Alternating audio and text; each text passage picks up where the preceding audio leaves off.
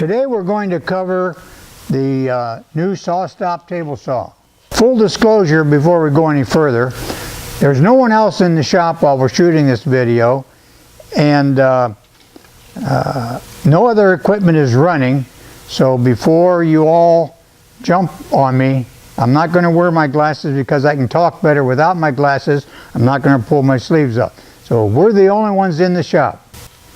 This saw has a feature where if any of your fingers or your hands or any other body part would come in contact with the blade will stop and shut down immediately. They say 5 milliseconds with no harm to your person.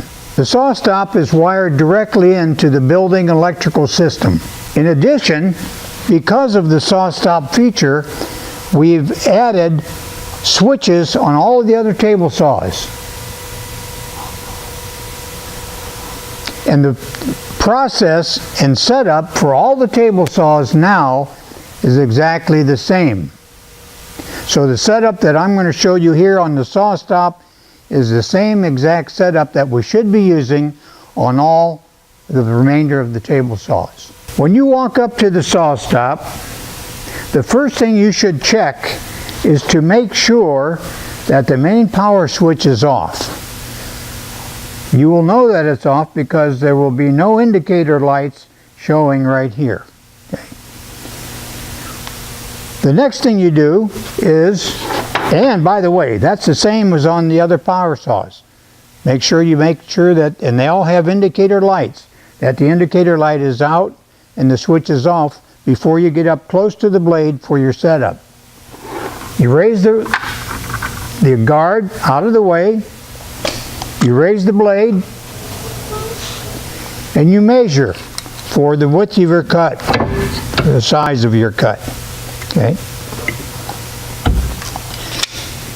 You set your fence, and then you set your feather board appropriately for your cut. You lower the guard, and then you turn the main power on.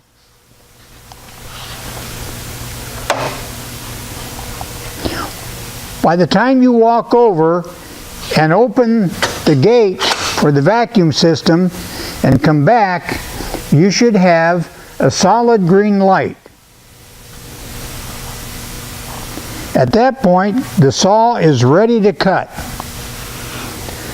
The control of the blade is done by this red paddle switch.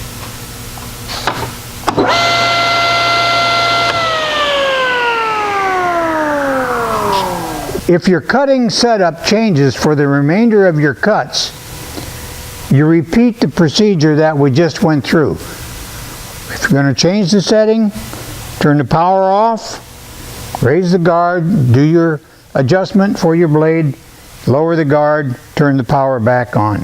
You are encouraged to use the saw. The best way to get to know the saw is to use it. However, of course, there are things you cannot do.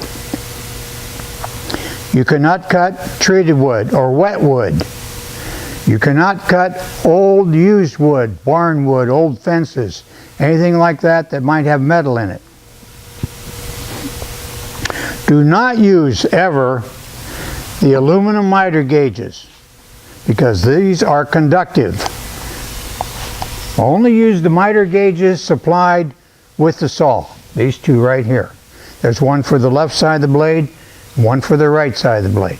While we're talking about cross-cutting, okay, whenever possible, use one of the 3 excellent cross-cutting saws that we have in the shop.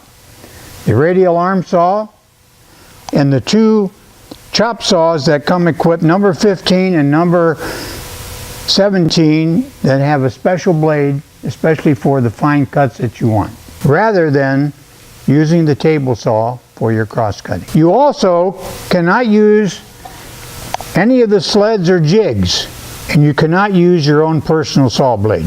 Use of any of these items may cause the brake to activate.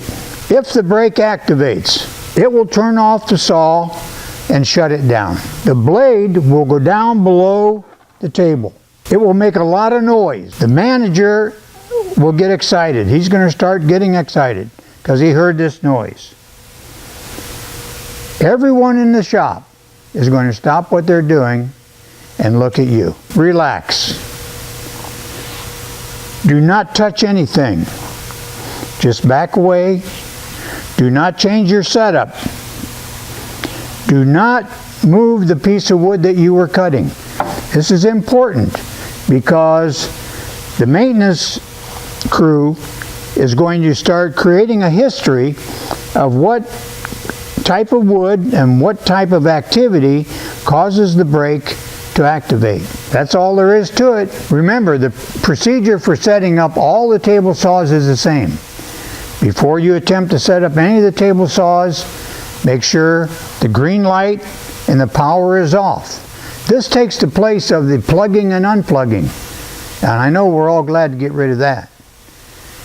But remember, whenever you're done cutting, turn the main power switch off so it's ready for the next user, the next person coming up to cut. The minimum length and minimum width is the same as these two saws to the left here, the newer saws.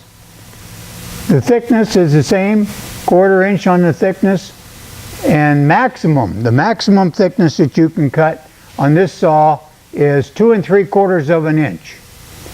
You cannot do dados over here, you cannot do rabbets over here because those require a different brake and a different setup and a different set of dado blades. No resawing, of course. Probably a good habit to get into is review the storyboards, not only this one, but the others, because the other ones have all been changed and the procedure for setup is also changed. So come in and take a little minute and review the storyboards so that you're up to speed. Thank you for your attention and enjoy the saw. With that, I will answer any questions you may have.